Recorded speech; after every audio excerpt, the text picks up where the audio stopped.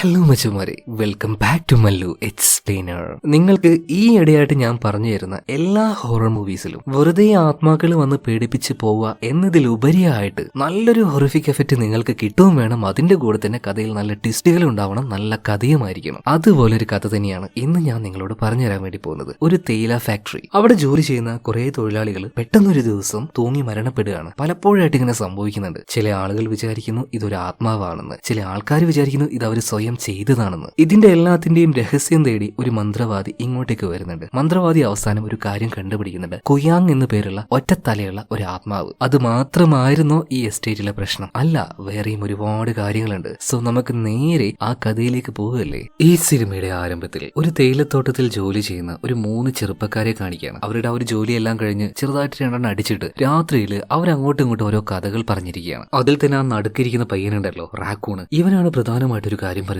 എടാ, കുറച്ച് ദിവസം മുന്നേ നമ്മുടെ ആ ഒരു കൂട്ടുകാരനുണ്ടല്ലോ സൂക്കി തൂങ്ങി മരണപ്പെട്ടില്ലേ? എന്നാൽ പുറമേന്ന് നോക്കുമ്പോൾ അതൊരു തൂങ്ങി മരണമായിട്ട് തോന്നുകയാണെങ്കിലും അതൊരു തൂങ്ങി മരണമല്ല, അതൊരു കൊലപാതക. ഇപ്പൊ വലതുഭാഗത്തിരിക്കുന്നവന് കൊലപാതകമാണോ? അവനിങ്ങനെ ഭയങ്കര ആശ്ചര്യത്തിൽ ചോദിക്കുന്നുണ്ട്. അപ്പൊ ശരിക്കും എന്താ സംഭവിച്ചത് ചോദിച്ചപ്പോൾ ഇവൻ ജോലി കഴിഞ്ഞ് തിരിച്ചു പോകുന്ന സമയത്ത് ഇവിടുത്തെ പഴയ ഓണറുടെ ഭാര്യ ഉണ്ടല്ലോ അവരെ കണ്ടു. അവരുടെ ആ ഒരു ആത്മാവിനെ കണ്ടു എന്നാ പറയുന്നത്. വളരെയധികം ഭയന്നുകൊണ്ട് ഇവൻ റൂമിലേക്ക് പോയ സമയത്ത് അവിടെ ഉണ്ടായിരുന്ന റേഡിയോ ഒക്കെ ഓട്ടോമാറ്റിക് ആയിട്ട് ഓൺ ആയിട്ട് വരികയാണ്. ആ ഒരു പാട്ട് കേൾക്കെ അവന്റെ കഴുത്തിലൊരു കയറ് കുരുക്കി. ആ ഒരു ആത്മാവാണ് അവനെ കൊന്നത് എന്നൊക്കെയാണ് പല ആൾക്കാരും പറയുന്നത്. ഇത് കേട്ട് ആ ഇടതുഭാഗത്തിരിക്കുന്ന ആള് ഭയങ്കരമായിട്ട് പേടിച്ചു നിൽക്കണം. എന്നാൽ വലതുഭാഗത്തുള്ള ആ ഒരു ജോൺ ഉണ്ടല്ലോ, ഇവനിതൊക്കെ കേട്ടിട്ട് ഒന്ന് പോടാ അവിടുന്ന്, നിന്റെ ഓരോ വെട്ടിക്കഥകൾ. അയാളുടെ ഭാര്യ മരിച്ചു പോയതൊന്നുമല്ല, പുറത്തെവിടെ പോയതാണ്. അധികം വൈകാതെ അവരിങ്ങോട്ടേക്ക് വരും. നീ ബാക്കിയുള്ളവരെ പറഞ്ഞ് പറ്റിക്കുന്നത് പോലെ പേടിപ്പിക്കുന്നത് പോലെ എന്നെ പേടിപ്പിക്കാൻ നിൽക്കണ്ട കേട്ടോ. ഞാൻ പേടിക്കൂല, പറ്റിക്കപ്പെടൂല്ല. എന്നാ ശരിയടാ, ഞാൻ പോട്ടെ എന്ന് പറഞ്ഞിട്ട് ഈ ജോണ് നേരെ ഇയാളുടെ റൂമിലേക്ക് പോവാണ്. റൂമല്ല, അതൊരു ഗോഡൌൺ ആണ്. കിടക്കുന്നതിന് മുന്നേ അതിന്റെ ചുറ്റോട്ടുള്ള കാര്യങ്ങളൊക്കെ ഒന്ന് ടോർച്ച് അടിച്ച് നിരീക്ഷിച്ചിട്ടാണ് ജോൺ പിന്നീട് ആ ഒരു റൂമിലേക്ക് കിടക്കാൻ പോകുന്നത് കേട്ടോ. പോയ വാർഡൻ ഒരു കുപ്പി എടുത്തത് തുറന്ന് ഒന്നുകൂടെ നടിക്കുകയാണ്. ഈ സമയത്താണ് ഗോഡൌണിന്റെ പിറകിൽ നിന്നും ഒരു ശബ്ദം കേൾക്കുന്നത്. അപ്പൊ എന്തായിരിക്കും ഒരു ശബ്ദം? ഇതറിയാൻ വേണ്ടി അവൻ പിന്നിലേക്ക് ചെന്ന് നോക്കുകയാണ്. എന്തായാലും അവൻ അങ്ങോട്ടേക്ക് ചെന്നിട്ട് ടോർച്ച് അടിച്ചു നോക്കുന്ന സമയത്ത് പ്രത്യേകിച്ച് ഒന്നും അവിടെ കാണാനില്ല. എന്തായാലും ഒരു ഇത്തിരി നേരം കഴിഞ്ഞപ്പോൾ നന്നായിട്ട് മദ്യപിച്ചായിരുന്നല്ലോ, തലക്ക് പിടിച്ച് അവന്റെ ബോധം ഏകദേശം പോകാനായിട്ട് അവിടെ കിടന്നുറങ്ങുകയാണ്. കുറച്ചു കഴിഞ്ഞപ്പോണ്ട് അവന്റെ ദേഹത്തോട് ഒരു കൈ അങ്ങനെ പോകുന്നു. പെട്ടെന്ന് ചാടി എഴുന്നേറ്റ് അവൻ നോക്കുന്ന സമയത്ത് കൈയൊന്നുമില്ല. എന്തൊരു വൃത്തിയേട്ട സ്വപ്നം എന്ന് പറഞ്ഞിട്ട് അവനൊരു ഭയത്തിൽ അവിടെ കിടക്കുന്ന സമയത്ത് അവന്റെ തൊട്ട് മുന്നിലുണ്ടായിരുന്ന റേഡിയോ ഉണ്ടല്ലോ, അത് തനിയെ ഓണാവുകയാണ്. അതിൽ നിന്നും പാട്ട് കേൾക്കുന്നുണ്ട്. ഇതെന്താ ഇങ്ങനെ സംഭവിക്കുന്നത്? ആ ഒരു ഭയത്തില് അവൻ മുകളിലേക്ക് നോക്കുമ്പോൾ ഒരു തല മാത്രമുണ്ട് അവന്റെ അരികിലേക്ക് വരുന്നത്. ഇത് നേരിട്ട് കണ്ട് അവന്റെ ഉള്ള കിളി മുഴുവൻ പാറി എഴുന്നേറ്റ് ഓടാൻ നോക്കുമ്പോൾ എഴുന്നേക്കാൻ പറ്റുന്നില്ല, ഓടാൻ പറ്റുന്നില്ല. അതേ സമയത്ത് തന്നെ അവന്റെ കഴുത്തിൽ ഒരു കയറ് വന്ന് കുരുങ്ങാണ്. അവൻ അത് വെച്ച് തൂക്കിയെടുക്കുന്നുണ്ട്. പിന്നീട് എന്ത് സംഭവിച്ചു എന്ന് വിശദമായിട്ട് പറയേണ്ട ആവശ്യമില്ലല്ലോ. ഇവിടെയാണ് സിനിമയുടെ ആ ഒരു ടൈറ്റിൽ എഴുതി കാണിക്കുന്നത്, ട്രെയിനിൽ. പിന്നീട് കാണിക്കുന്നത് ഈ തേയിലത്തോട്ടത്തിൽ ഈ ജോൺ മാത്രമല്ല മരണപ്പെട്ടത്, അവന്റെ തൊട്ട് മുന്നിലായിട്ട് സൂക്കിക്ക് പിന്നെ വേറൊരാള്. അങ്ങനെ ദുരൂഹമായ രീതിയിൽ പല ആൾക്കാരും ഇവിടെ മരണപ്പെടുന്നുണ്ട്. എന്നാൽ ഇതൊന്നും പുറത്തേക്ക് വിടുന്നില്ല കേട്ടോ. കാരണം എന്താ വെച്ചാൽ ഇതിന്റെ മുതലാളിച്ചിയുമായിട്ടുള്ള നമ്മുടെ ഹീറോയിൻ രണ്ടുപേരും ഇപ്പൊ നിലവിൽ ഇവിടെ ഇല്ല. അവരില്ലാത്ത സമയത്ത് ഈ വിവരമൊക്കെ പോലീസുകാർ അറിഞ്ഞ് കൂടുതൽ വിഷയമാകണ്ട എന്ന് കരുതിയിട്ട് മുതലാളിച്ചിയും പറഞ്ഞതുപോലെ തന്നെ ഈ വിവരം പുറത്ത് പറഞ്ഞില്ല. അത് രഹസ്യമായിട്ട് സൂക്ഷിക്കുന്നത് അവിടുത്തെ ഓൾ ഇൻ ഓൾ ആയിട്ടുള്ള ജോഷു ആണ്. ഹീറോയിൻ ഇവർ രണ്ടുപേരും വന്നതിന് ശേഷം കംപ്ലൈന്റ് ചെയ്യാന്നാണ് ജോഷോട് പറഞ്ഞത്. അങ്ങനെ ട്രിപ്പും കാര്യങ്ങളൊക്കെ കഴിഞ്ഞ് നമ്മുടെ ഹീറോയിൻ രണ്ടുപേരും ആ ഒരു തേയിലത്തോട്ടത്തിലേക്ക് തിരിച്ചു വരികയാണ്. കാറിന്റെ ബാക്ക് സീറ്റിലാണ് ഹീറോയിൻ രണ്ടുപേരും ഇരിക്കുന്നത്. കാർ ഓടിക്കുന്നത് ആ ജോഷു ആണ്. മുതല നമ്മുടെ ഹീറോയുടെ മുഖത്ത് നിങ്ങൾ കണ്ടോ, വല്ലാത്തൊരു ഭയം, അങ്ങോട്ടേക്ക് പോകാൻ ഒരു താല്പര്യമില്ലാത്ത രീതിയിൽ. ഇതേ സമയത്തിന് പുറത്ത് നന്നായിട്ട് മഴ പെയ്യുന്നുണ്ട്. ഇതെന്താണ് ഈ ഉച്ച സമയത്ത് ഇങ്ങനെ മഴ പെയ്യുന്നതെന്ന് നമ്മുടെ ഹീറോയിൻ ചോദിക്കുകയാണ്. ആ സമയത്ത് ജോഷു പറയുന്നുണ്ട്, അറിയില്ല മേഡം, സാധാരണ ഉച്ചയ്ക്ക് ഇങ്ങനെ പെയ്യാറില്ല, എനിക്ക് തോന്നി ഇത് ആദ്യമായിട്ടാ. ഇന്നലെ പെയ്തായിരുന്നു എന്ന് ഹീറോയിൻ ചോദിച്ച സമയത്ത് ഇല്ല മേഡം, ഞാൻ പറഞ്ഞില്ല, ഇത് ആദ്യമായിട്ടാ ഉച്ചയ്ക്ക് ഇങ്ങനെ പെയ്യുന്നത്. സോ ഇതുവരെയായിട്ട് പെയ്യാത്തൊരു മഴ അസ്ഥാനത്ത് കയറി പെയ്യുന്ന സമയത്ത് ആർക്കായാലും ഒരു ഭയം ഉണ്ടാവുമല്ലോ. അതും നമ്മുടെ ഹീറോയിൻ രണ്ടുപേരും ഈ തേയിലത്തോട്ടത്തിലേക്ക് തിരിച്ചു വരുന്ന ആ ഒരു സമയത്ത് അങ്ങനെ പോയിക്കൊണ്ടിരിക്കുന്ന സമയത്ത് ഈ തോട്ടത്തിന്റെ ഒരു ഭാഗത്തായിട്ട് അവ്യക്തമായിട്ടുള്ള ഒരു ചുവന്ന വസ്ത്രം ധരിച്ചൊരു പെൺകുട്ടിയെ നമ്മുടെ ഹീറോ കാണുകയാണ്. ഈ മഴയത്ത് ഒരു കൂസലും ഇല്ലാതെ തോട്ടത്തിൽ അവൾ അങ്ങനെ നിൽക്കുന്നത് കണ്ടപ്പോൾ അവന്റെ ഉള്ളിൽ ചെറിയൊരു ഭയം തോന്നുകയാണ്. പെട്ടെന്ന് അതൊരു തോന്നലാണോ അല്ലെങ്കിൽ യാഥാർത്ഥ്യമാണോ എന്നറിയാൻ വേണ്ടി അവൻ പിന്നിലൂടെ നോക്കുന്ന സമയത്ത് അതിനിപ്പോ കാണാനില്ല, അതെങ്ങോട്ടോ മറഞ്ഞുപോയി. ഇതേ സമയത്ത് തന്നെ കാറ് നേരെ ആ എസ്റ്റേറ്റിന്റെ മുകളിൽ എത്തിയിട്ടുണ്ട്. അവിടെയാണ് നമ്മുടെ ഹീറോയിൻ ഇവരുടെ ആ ഒരു വീടുള്ളത്. എത്തിയ വാർഡ് തന്നെ ഒരു പണിക്കാരനെയും കൂട്ടിയിട്ട് നമ്മുടെ ഹീറോ അവന്റെ സാധനങ്ങളൊക്കെ ഉള്ളിലേക്ക് കൊണ്ടുപോയി വെക്കുന്നുണ്ട്. ഹീറോയിൻ ആണെങ്കിലോ നേരെ പോകുന്നത് അവളുടെ അച്ഛന്റെ റൂമിലേക്കാണ്. അച്ഛൻ മരിച്ചു പോയിട്ടുണ്ട്. സോ ആ ഒരു വേദന, ആ ഒരു പെയിന്, ആ നഷ്ടബോധം ഇപ്പോഴും ഹീറോയിന്റെ ഉള്ളിലുണ്ട്. പിന്നെ വന്നു കാര്യങ്ങളൊക്കെ നോക്കിയതിന് ശേഷം നേരെ ഫാക്ടറിയിലേക്ക് ഹീറോയിൻ ചെല്ലുകയാണ്. അവിടെ എത്തിയ വാർഡ് തന്നെ അവിടുത്തെ മാനേജറോട് കാര്യങ്ങളൊക്കെ ചോദിക്കുന്നുണ്ട്, എങ്ങനെയുണ്ട് വിളവെടുപ്പും കാര്യങ്ങളൊക്കെ. പക്ഷെ മാനേജർ ഒരു പോസിറ്റീവായിട്ടുള്ള മറുപടി അല്ല പറഞ്ഞത്, മേഡം നന്നായിട്ട് മഴ പെയ്യുന്നുണ്ട് ഈ സമയത്ത്, അതുകൊണ്ട് തന്നെ വിളവെടുപ്പിലെ ചെറിയൊരു പ്രശ്നവും കാര്യങ്ങളൊക്കെ ഉണ്ട്. ഇതേ സമയത്തിന് ഹീറോയിൻ പറയാണ്, അതിപ്പോ നമ്മൾ എന്ത് ചെയ്യാനാ, പ്രകൃതിയെ നമുക്ക് എന്തെങ്കിലും ചെയ്യാൻ പറ്റുമോ, അത് അതിന്റെ വഴിക്ക് പോകും. എന്തായാലും കാര്യങ്ങൾ നല്ല രീതിയിൽ തന്നെ നോക്കി നടത്തുന്നു പറഞ്ഞിട്ട് ഇപ്പൊ ഹീറോയിൻ അവിടുന്ന് പോവാണ്. ഇതിനുശേഷം അവിടെ ജോലി ചെയ്യുന്ന ആൾക്കാരൊക്കെ പ്രയർ ചെയ്യുന്ന ഒരു ഭാഗം കാണിക്കുകയാണ്. ഒരുപാട് പേര് ഒരുമിച്ചിരുന്ന് നിസ്കരിക്കുന്നൊക്കെ ഉണ്ട്. എന്നാൽ ആ സമയത്തും ചില പാക്കിംഗ് ജോലിയും കാര്യങ്ങളൊക്കെ ചെയ്യുന്ന വേറെ കുറച്ച് ആൾക്കാരെ കാണിക്കുകയാണ്. ആ കൂട്ടത്തിലാണ് നമ്മൾ കഥയുടെ ആരംഭത്തിൽ കണ്ട റാക്കൂൺ ഉള്ളത്. അപ്പൊ റാക്കൂണിന്റെ അടുത്ത് അവിടെ ജോലി ചെയ്യുന്ന വേറെ സ്ത്രീകൾ ചോദിക്കുകയാണ്, അല്ല റാക്കൂണ്, ഇവിടെ നടക്കുന്ന ഈ മരണങ്ങളൊക്കെ മുതലാളി അറിഞ്ഞിട്ടുണ്ടാവോ? ആ കാര്യങ്ങളൊക്കെ ഒന്ന് പറയണ്ടേ? ഇപ്പൊ റാക്കൂണ് പറയണേ, എനിക്കറിയില്ല, ഇത്രയും ദിവസമായിട്ട് ഒരു പോലീസുകാർ പോലും ഇങ്ങോട്ടേക്ക് വന്നിട്ടില്ല. ഈ കഥ നടക്കുന്ന കാലഘട്ടം എന്ന് പറഞ്ഞാൽ നമ്മുടെ ഈ ഒരു കാലഘട്ടമൊന്നുമല്ല, 1977 ആ ഒരു സമയമൊക്കെയാണ്. എന്നാലും മുതലാളി ഈ കാര്യം അറിഞ്ഞോ ഇല്ലയോ എന്ന് കൺഫേം ആക്കാനായിട്ട് റാക്കൂൺ നേരെ ഇപ്പോൾ ജോഷിയുടെ അടുത്തേക്ക് എത്താണ്. ജോഷി ഒന്ന് വാതിൽ തുറക്കും, അത്യാവശ്യമായിട്ടൊരു കാര്യം നിന്നോട് സംസാരിക്കാണ്ട് പറയണം. ഇപ്പൊ ജോഷു അങ്ങോട്ടേക്ക് വന്നിട്ടുണ്ട്. എന്താ കാര്യം ചോദിക്കുമ്പോൾ റാക്കൂൺ പറയണം, അല്ല സാറേ, ഇവിടെ കുറെ പ്രശ്നങ്ങളും കാര്യങ്ങളൊക്കെ ഉണ്ടായിട്ടില്ലേ, ഈ കാര്യം മാഡം അറിഞ്ഞിട്ടുണ്ടോ? അവരോട് ഈ കാര്യമൊക്കെ പറയണമെന്ന് തലശ്വരനോട് പറയുന്ന സമയത്ത് ജോഷു പറയാണ്, ഡാ, ഞാനല്ലാതെ ഈ ഒരു കാര്യം അവരോട് ആരും സംസാരിക്കരുത്. എന്നെക്കാൾ മുന്നേ ആയിട്ട് നീ പോയിട്ട് എന്തെങ്കിലും കാര്യം പറഞ്ഞിട്ടുണ്ടെങ്കിൽ നിന്നെ ജോലി ഞാൻ തെറിപ്പിച്ചളയും, കാര്യങ്ങളൊക്കെ ഞാൻ തന്നെ സംസാരിച്ചോളാം എന്ന് പറയണം. എന്തായാലും ജോഷ ഒരു വാക്ക് പറഞ്ഞതുകൊണ്ട് തന്നെ ഇപ്പൊ നമ്മുടെ റാക്കൂൺ ഒന്നും മിണ്ടാതെ അവിടുന്ന് പോവാണ്. അടുത്ത സീനിൽ ഹീറോയിൻ രണ്ടുപേരെയും കാണിക്കുകയാണ്. ഹീറോയിന്റെ പേര് കമീല എന്നാണ്, മറ്റാളുടെ പേര് യൂസഫ്. ശരിക്കും പണക്കാരിയായിട്ടുള്ള ഈ കമീലയെ കെട്ടി യൂസഫ് ഇങ്ങോട്ടേക്ക് വന്നതാണ് കേട്ടോ. അതുപോലെ തന്നെ യൂസഫ് ഇന്ന് രാവിലെയല്ല, ഏകദേശം ഉച്ചയായ ഒരു സമയത്ത്, ആ സമയത്താണല്ലോ അവരിങ്ങോട്ടേക്ക് വന്നത്. അപ്പൊ തേയിലത്തോട്ടത്തിൽ കണ്ട ഒരു ചുവന്ന വസ്ത്രം ധരിച്ച സ്ത്രീയെ കുറിച്ച് പറയുന്നുണ്ട്. അതായത് ഒരു ആത്മാവിനെ കണ്ടു എന്ന രീതിയിലാണ് യൂസഫ് സംസാരിക്കുന്നത്. ഇത് കേട്ടപ്പോ കമീല ചിരിക്കുകയാണ്. യൂസഫ് നിനക്കെന്താ ഭ്രാന്താണോ? ഈ കാലഘട്ടത്തിലും ആത്മാവ്, പ്രേതം, അമാനുഷികം, സൂപ്പർ നാച്ചുറൽ എന്നൊക്കെ പറഞ്ഞിട്ട് ഇത് പറയാനൊന്നും നിനക്കൊരു നാണമില്ലേ? അവനൊന്ന് കളിയാക്കി ചിരിച്ച് ഇപ്പൊ കമീല വാ നമുക്ക് കിടക്കാന്ന് പറഞ്ഞിട്ട് രണ്ടുപേരും പോയിട്ട് കിടക്കാണ്. അതേ സമയത്തിന് അവന്റെ ഉള്ളിൽ ആ ഒരു പേടിയുണ്ട്. ഇപ്പൊ കമീല പറയാണ്, എടോ, അത് നിന്റെ വെറും ഒരു ഇലൂഷൻ ആയിരിക്കും, അതൊന്നും യാഥാർത്ഥ്യമല്ല. എന്തായാലും പിന്നീട് ഒന്നും പറയാതെ യൂസഫും കമീലയും ആ ഒരു ബെഡിൽ കിടക്കുകയാണ്. കുറച്ച് സമയം കഴിഞ്ഞു, അർദ്ധരാത്രി ആയിട്ടുണ്ട്. ആ സമയത്ത് ഉറങ്ങിക്കിടക്കുന്ന കമീല വല്ലാതെ എന്തോ അവൾക്ക് സംഭവിക്കുന്നത് പോലെ കിടന്ന് പെട്ടക്കാൻ തുടങ്ങുകയാണ്. എന്നെ വിട് അമ്മ, എന്നെ രക്ഷിക്കേ. സോ വല്ലാത്ത രീതിയിൽ അവൾ കരഞ്ഞ് നിലവിളിക്കുകയാണ്. ഇത് കണ്ട് യൂസഫ് ആണെങ്കിൽ അവൾ വിളിക്കാൻ നോക്കുമ്പോൾ അവൾ എണീക്കുന്നില്ല. ഒരു ബോധമില്ലാതെ അവളെ കിടന്ന് ഇങ്ങനെ പെടച്ചോണ്ടിരിക്കുകയാണ്. ആകെ പേടിച്ചുപോയി യൂസഫ് ഇപ്പൊ ജോഷുവിനെ വിളിക്കുകയാണ്. ജോഷു വന്ന് നോക്കുമ്പോൾ കാണുന്ന കാഴ്ച എന്താ? അവളിങ്ങനെ കിടന്ന് പെടക്കുകയാണ്. എന്താ ചെയ്യേണ്ടതെന്ന് അറിയില്ല. വേഗം തന്നെ അവിടെ ഒരു വെള്ളം ഉണ്ടായിരുന്നു. ആ വെള്ളത്തിലേക്ക് ചില മന്ത്രവാക്യങ്ങളൊക്കെ ചൊല്ലിയിട്ട് അതിലേക്ക് ഊതിയപ്പോ അതൊരു ഹോളി വാട്ടർ ആയിട്ട് മാറുകയാണ്. ആ വെള്ളം ഇപ്പോ കമീലയുടെ ദേഹത്താക്കിയപ്പോ അവളെ നോർമൽ ആവുന്നുണ്ട്. അവളിപ്പോ കണ്ണു തുറക്കുകയാണ്. കണ്ണു തുറന്നു നോക്കുമ്പോൾ പേടിച്ച് വിറച്ച് നിൽക്കുന്ന യൂസഫിനെ കൂടെ തന്നെ ഇവരുടെ വേലക്കാരനായിട്ടുള്ള ജോഷിയും കാണുകയാണ്. ഇപ്പൊ അർദ്ധരാത്രിയിൽ ഇവരുടെ ബെഡ്റൂമിൽ ജോഷി വന്നതുകൊണ്ട് തന്നെ കമീലൊക്കെ ദേഷ്യം വരികയാണ്. നീ എന്ത് ഈ സമയത്ത് ഇവിടെ ഇറങ്ങി പോകുന്നു പറഞ്ഞിട്ട് ജോഷു അപമാനിച്ചുകൊണ്ട് തന്നെ അവിടെ നിന്ന് ഇറക്കി വിടുകയാണ്. ഇത് കമീലയുടെ ഒരു ക്യാരക്ടറാണ് കേട്ടോ. പെട്ടെന്ന് ദേഷ്യം വരും. ആ ദേഷ്യം ചിലപ്പോൾ ഭർത്താവായിട്ടുള്ള യൂസഫിനോട് വരെ കാണിക്കലുണ്ട്. അങ്ങനെ പിറ്റേ ദിവസം രാവിലെയായി ജോഷിയോട് സംസാരിക്കാനായിട്ട് യൂസഫ് വരികയാണ്. ഇന്നലെ അവൾ അങ്ങനോട് പറയാൻ പാടില്ലായിരുന്നു കേട്ടോ, അവൾ പെരുമാറിയതിന് ഞാൻ ക്ഷമ ചോദിക്കാന്ന് പറയണം. ഇപ്പൊ ജോഷു പറയണ, മോനെ, അതിന്റെ ഒരു ആവശ്യമില്ല. ചെറുപ്പത്തില് എന്റെ ഈ കയ്യിലെടുത്ത് വളർത്തിയ പെങ്കുച്ച അവള് എന്റെ മകളെ പോലെ ഞാൻ അവളെ കാണുന്നത്. ഒരു മകള് അപ്പായെ വഴക്ക് പറഞ്ഞിട്ടുണ്ടെങ്കിൽ അതൊന്നും ഒരു വിഷയമല്ല. ഞാൻ ആ ഒരു സ്പിരിറ്റിൽ ഇതൊക്കെ കാണുന്നുള്ളൂ. ഇപ്പോഴാണ് യൂസഫിനും ഒന്ന് ആശ്വാസമായത്. ഇതേ സമയത്തിന് അവിടെ വണ്ടി കഴുകുന്ന അവിടുത്തെ വേറൊരു വേലക്കാരനായിട്ടുള്ള ഗോപി ഈ കാര്യങ്ങളൊക്കെ ശ്രദ്ധിക്കുന്നുണ്ട് കേട്ടോ. പക്ഷെ എന്തിനാന്ന് അറിയില്ല, അവന്റെ മുഖത്ത് നല്ലൊരു പേടിയുണ്ട്. എന്തിനായിരിക്കും ഗോപി ഇങ്ങനെ ഭയക്കുന്നത്? അതുപോലെ തന്നെ ഇവിടെ നടക്കുന്ന ഓരോ ദുരൂഹമായ സംഭവങ്ങളുണ്ടല്ലോ, ഇതിന്റെ രഹസ്യങ്ങളൊക്കെ ചിലപ്പോ ഈ ഗോപിക്ക് അറിയായിരിക്കും. അങ്ങനെ അന്നേ ദിവസവും രാത്രി ആയിട്ടുണ്ട്. രാത്രിയായപ്പോ ഈ ആൾക്കാർ രാത്രി കിടന്നുറങ്ങുന്ന സമയത്ത് അനാവശ്യമായിട്ട് സംസാരിക്കുക, പേടിക്കുക, ഇതൊക്കെ ഒരു തരം അസുഖമായിരിക്കുമല്ലോ. ഇതിനെക്കുറിച്ച് അറിയാൻ വേണ്ടിയിട്ട് യൂസഫ് ഒരു പുസ്തകം വായിക്കുന്നുണ്ട് ലൈബ്രറി പോയിട്ട്. അതായത് അവരുടെ ആ ഒരു വീട്ടിൽ തന്നെയാണ്, ഒരുപാട് പുസ്തകങ്ങൾ അവിടെ ഉണ്ടായിരുന്നു. ഇതേ സമയത്ത് അവിടെ ഉണ്ടായിരുന്ന ഒരു റേഡിയോ തനിയെ ഓൺ ആവുകയാണ്. അത് ലൈറ്റ് ആയിട്ട് ഒരു പാട്ട് ഓട്ടോമാറ്റിക് ആയിട്ട് വരുന്നുണ്ട്. വായിക്കുമ്പോൾ അത് ഡിസ്റ്റർബ് ആയിട്ട് തോന്നിയ യൂസഫ് അതിന്റെ ആ ഒരു ശബ്ദം കുറക്കുകയാണ്. എന്നിട്ടും ആ ഒരു പാട്ട് വീണ്ടും അങ്ങനെ കേൾക്കാൻ തുടങ്ങി. ദേഷ്യം വന്ന യൂസഫ് അതിന്റെ ആ ഒരു വയറ് വരെ ഊരിടുകയാണ്. എന്നാൽ ഇതിനുശേഷം പിന്നെ പാട്ടല്ല കേൾക്കുന്നത്, വല്ലാത്ത അട്ടഹാസത്തിൽ ചിരിക്കുന്ന ഒരു വല്ലാത്ത ശബ്ദം. ബേസിക്കലി ഇങ്ങനത്തെ കാര്യത്തിനോടൊക്കെ യൂസഫിന് ഭയങ്കര പേടിയാണ്. ഇതുകൂടെ ആയപ്പോൾ പേടിച്ച് അവൻ ബെഡ്റൂമിലേക്ക് ഓടുകയാണ്. ഓടിയ സമയത്ത് അവിടെ കണ്ട കാഴ്ചയോ, ഉറക്കത്തിൽ കിടന്ന് വിറക്കുന്ന അവന്റെ ഭാര്യയായിട്ടുള്ള കമീല അവളുടെ കയ്യൊക്കെ ഒരു ഭാഗത്തേക്ക് അങ്ങനെ തനിയെ പൊന്തി നിൽക്കുകയാണ്. പിന്നെ അവളുടെ ആ ഒരു വിളിയും കൈ നേരെ ചൂണ്ടുന്നത് പുറത്തുള്ള ആ ഒരു ജനലിന്റെ ഭാഗത്തേക്കാണ്. എന്താണെന്ന് അറിയില്ല, അവ്യക്തമായിട്ടുള്ള ഒരു സാധനം, ഒരു തല മാത്രമായിട്ട് അവൻ അവിടെ കാണുകയാണ്. ചുവന്ന കണ്ണുകളുള്ള ഒരു തല. മര്യാദക്കൊന്ന് വാവിട്ട് കരയാൻ പോലും പറ്റാതെ എങ്ങനെയൊക്കെയോ യൂസഫ് ഇപ്പൊ ജോഷയെ വിളിച്ചു. ജോഷ് വന്നു നോക്കുമ്പോൾ കാണുന്ന കാഴ്ച എന്താ? നേരത്തെ ബെഡിൽ കിടന്നിരുന്ന നമ്മുടെ കമീലയാണെങ്കിൽ നേരെ ബെഡിന്റെ മുകളിലേക്ക് അങ്ങനെ പൊങ്ങിയിട്ട് വായുവിൽ നിൽക്കുകയാണ്. എന്നാൽ യൂസഫ് പറഞ്ഞതുപോലെ ജനലിന്റെ അരികിലായിട്ട് അങ്ങനെ ഒരു തല കാണുന്നില്ല. എന്താ ചെയ്യേണ്ടതെന്ന് അറിയുന്നില്ല. അങ്ങനെ അവസാനം ജോഷു അവൻ അറിയുന്ന ഓരോ കാര്യങ്ങളൊക്കെ ചെയ്ത് നോർമൽ ആക്കുകയാണ് ഇപ്പൊ കമീല ഇപ്പൊ കണ്ണു തുറക്കാണ്. എന്താ സംഭവിച്ചത്? എന്താ ഇവിടെ ഉണ്ടായത്? അവൾക്ക് ഇതൊന്നും അറിയില്ല. കാരണം അവൾക്ക് ബോധമില്ലാത്ത സമയത്താണ് ഇതൊക്കെ നടക്കുന്നത്. അതുകൊണ്ട് തന്നെ കഴിഞ്ഞ തവണ എന്താ സംഭവിച്ചത്? ഈ രാത്രിയിൽ ബെഡ്റൂമിലേക്ക് കയറി വന്ന ജോഷു അവളെ ചീത്ത പറഞ്ഞില്ലേ, അതേ പരിപാടിയാണ് ഇപ്പോഴും കാണിക്കുകയാണ്. നിങ്ങളോട് ഞാൻ പലതവണ പറഞ്ഞിട്ടുണ്ട്, രാത്രിയിൽ ഇതുപോലെ ബെഡ്റൂമിലേക്ക് കയറി വരാൻ പാടില്ല. അതിപ്പോ ഇനി എന്തൊക്കെ ഉണ്ടായാലും ശരി. ആളെ പിടിച്ചങ്ങോട്ട് പുറത്താക്കണം. ഈ സമയത്ത് പരമാവധി ജോഷു പറയാൻ ശ്രമിക്കുന്നുണ്ടെങ്കിലും ഇതൊന്നും കമീല കേൾക്കാൻ കൂട്ടാക്കുന്നില്ല. അങ്ങനെ പിറ്റേ ദിവസം രാവിലെ യൂസഫ് പത്രം വായിക്കുന്ന സമയത്ത് അതിലൊരു കാര്യം കാണുകയാണ്. അതായത് ഭയങ്കര ഫേമസ് ആയിട്ടുള്ള ഒരു മന്ത്രവാദി, ആളുകളുടെ ദേഹത്ത് എന്തുണ്ടെങ്കിലും അത് മാറ്റി കൊടുക്കുന്ന ഒരു മന്ത്രവാദി. എന്നാൽ ആ ഒരു വാർത്ത കണ്ട സമയത്ത് എന്തുകൊണ്ടാണ് യൂസഫ് ഞെട്ടിയെന്ന് വെച്ചാൽ ആ മന്ത്രവാദി മറ്റാരും ആയിരുന്നില്ല, അവന്റെ കൂടെ ചെറിയ പ്രായത്തിൽ പഠിച്ചിരുന്ന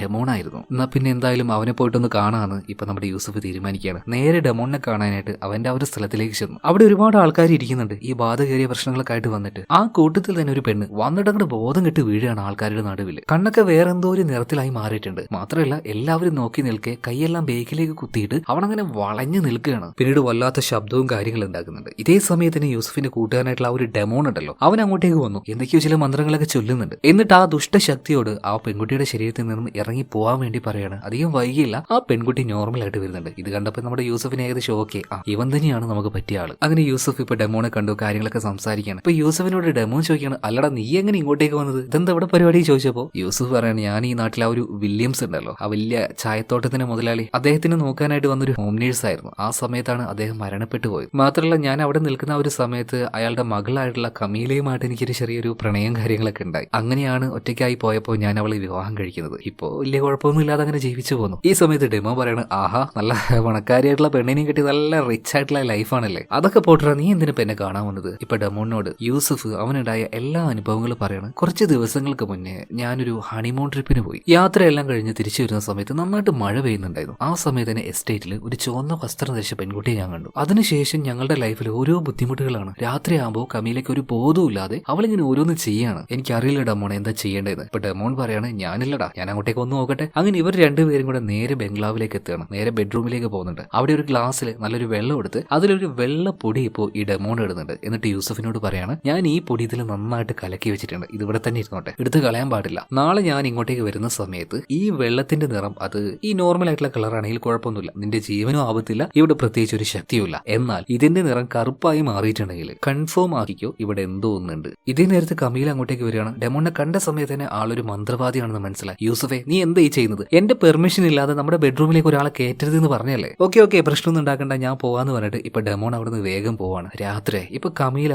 യൂസഫിനോട് ചോദിക്കുകയാണ്, എന്താണ് യൂസഫെ നീ ഇങ്ങനെയൊക്കെ ചെയ്യുന്നത്. കമീല അതെന്റെ ഒരു കൂട്ടുകാരനാണെന്ന് കരുതിയിട്ട് ബെഡ്റൂമിലേക്ക് കൊണ്ടുവരാൻ പറ്റുമോ. അതല്ല കമീല, ഞാൻ പറയുന്നു കേൾക്ക്. ഇടയ്ക്കിടയ്ക്ക് ഇപ്പൊ നീ രാത്രി ഉണ്ടല്ലോ ഭയങ്കര അസ്വസ്ഥമായിട്ട് പെരുമാറുന്നുണ്ട്. നീ ഇങ്ങനെ എയറിൽ പൊങ്ങി നിൽക്കുക, അതുപോലെ ജനലിന്റെ ഭാഗത്ത് ഞാനൊരു തല മാത്രമായിട്ട് കണ്ടു, ചുവന്ന കണ്ണുള്ള ഒരു തല. ഇതൊക്കെ പറഞ്ഞപ്പോ കമീല പറയാണ്, എന്റെ പൊന്നി യൂസഫെ നീ വെറുതെ അനാവശ്യമായിട്ട് ഓരോ കാര്യങ്ങൾ ചിന്തിച്ചു കൂട്ടുകയാണ്, നീ എന്തായാലും പേടിച്ചു നിൽക്കുകയാണ്. ഇതൊക്കെ പറഞ്ഞ് എന്നെയും കൂടെ നീ എന്തിനാണ് പേടിപ്പിക്കുന്നത്. നമ്മൾ ജീവിക്കുന്നത് ഏത് നൂറ്റാണ്ടിലാ. ഇവരിങ്ങനെ കാര്യങ്ങൾ സംസാരിച്ചുകൊണ്ടിരിക്കുമ്പോൾ പെട്ടെന്ന് കരണ്ട് പോകുന്നുണ്ട്. ഓരാത്തതിന് പുറത്ത് നല്ല കാറ്റ്. ആ കാറ്റത്ത് ജനല് പതിയെ തുറന്നു വരികയാണ്. ചെറിയൊരു പേടി തോന്നിയ കമീല യൂസഫിനോട് വേഗം തന്നെ മെഴുകുതിരി കത്തിക്കാൻ പറയാണ്. യൂസഫ് ഒരു മെഴുകുതിരി എടുത്ത് അതിപ്പോ കത്തിക്കാൻ നോക്കുന്ന സമയത്ത് അത് കത്തുന്നില്ല. പിന്നെയും നോക്കി കെട്ടു.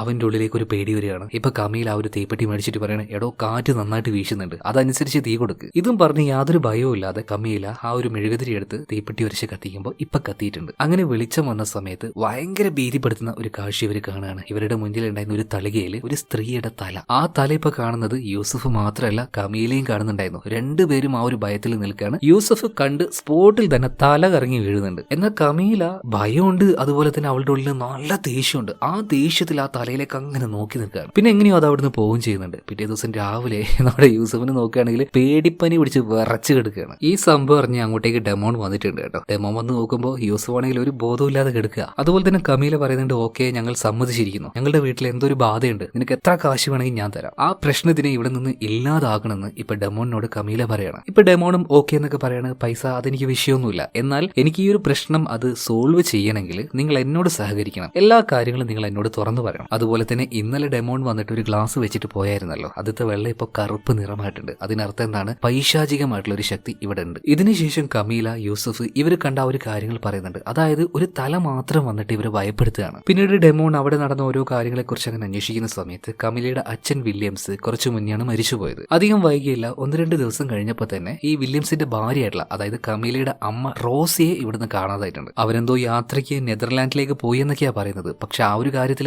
ആർക്കും വലിയ ഉറപ്പൊന്നുമില്ല. ചുരുക്കി പറയുകയാണെങ്കിൽ വില്യംസിന്റെ ഭാര്യ റോസി, കമീലയുടെ അമ്മ റോസി, ഇവരെങ്ങോട്ടാ പോയതെന്ന് ആർക്കും വലിയ ധാരണയില്ല. അങ്ങനെ അത്യാവശ്യം വിവരവും കാര്യങ്ങളൊക്കെ ഇപ്പോൾ ഡെമോൺ അറിഞ്ഞിട്ടില്ലേ. ഇതിനെക്കുറിച്ച് ഒന്ന് റിസർച്ച് ചെയ്യാനായിട്ട് അവന്റെ സ്ഥലത്തേക്ക് പോകണം. എന്താണ് ഈ ഒറ്റത്തല, ആ ഒരു പിശാച് എന്താണ്, ആ ശക്തി എന്താണ്, ഇതിനെക്കുറിച്ച് കൂടുതലായിട്ട് അവൻ പഠിക്കുകയാണ്. പിന്നീട് കുറച്ച് വിവരങ്ങൾ കൂടെ അറിയാനായിട്ട് ഡെമോൺ നേരെ ഇപ്പോൾ ഇവരുടെ ഒരു ബംഗ്ലാവിലേക്ക് വരികയാണ്. നേരെ കമീലയുടെ അച്ഛനുണ്ടല്ലോ വില്യംസിന്റെ ആ ഒരു റൂമിലേക്ക് റൂമിലേക്ക് പോകാൻ നോക്കുമ്പോൾ കമീല അങ്ങോട്ടേക്ക് വന്നിട്ട് തടുക്കുകയാണ്. റൂമിലേക്ക് കയറാൻ പറ്റില്ല എന്ന് തന്നെ പറയാം. ശരി, എനിക്ക് മനസ്സിലായ കാര്യങ്ങൾ ഞാൻ നിങ്ങൾക്ക് പറഞ്ഞുതരാന്ന് പറയാണ്. എന്താണ് ആ കാര്യങ്ങൾ? പൊതുവെ ഒരാൾ മരിച്ചു പോയിട്ടുണ്ടെങ്കിൽ അയാളുടെ ശരീരം മണ്ണിൽ ദ്രവിച്ച് ഇല്ലാതായി പോകും. അതുപോലെ തന്നെ ഇയാളുടെ ആത്മാവാണെങ്കിൽ ആത്മാക്കളുടെ ലോകത്തിൽ പോകും. സാധാരണയായിട്ട് അങ്ങനെ സംഭവിക്കുക. എന്നാൽ ചെകുത്താന് തന്റെ ആത്മാവിനെ പണയം വെച്ച മനുഷ്യരുണ്ടല്ലോ, അവർ മരിച്ചു കഴിഞ്ഞാൽ അവരുടെ ശരീരം നശിച്ചു പോകും. എന്നാൽ ആ ആത്മാവ് ചെകുത്താന്റെ കൈകളിലായിട്ട് ഒരു പൈശാചിക ശക്തിയായിട്ട് നമ്മുടെ ഈ ലോകത്തിൽ തന്നെ നിൽക്കും. നിങ്ങൾ കണ്ടു എന്ന് പറയുന്ന ആ ഒരു ഒറ്റത്തലയുള്ള ആ ഒരു ആത്മാവുണ്ടല്ലോ, അതിന്റെ പേരാണ് കുയാങ്. കുയാങ് എന്ന ഈ ഒരു ആത്മാവ് അല്ലെങ്കിൽ ഈ ഒരു പൈശാചിക ശക്തി ഇതെങ്ങനെയാണ് ഉണ്ടാവുന്നതെന്ന് വെച്ചാൽ, ഒരാൾ ജീവിച്ചിരിക്കുന്ന സമയത്ത് അയാളുടെ ആത്മാവിനെ ഒരു ചെകുത്താന് പണയം വെച്ചെന്ന് കരുതുക. പിന്നീട് എപ്പോഴെങ്കിലും ജീവിച്ചിരിക്കുക ആ മനുഷ്യന്റെ തല ആരെങ്കിലും വെട്ടിയിട്ടുണ്ടെങ്കിൽ അയാളുടെ ശരീരം നശിച്ചു പോകും. എന്നാൽ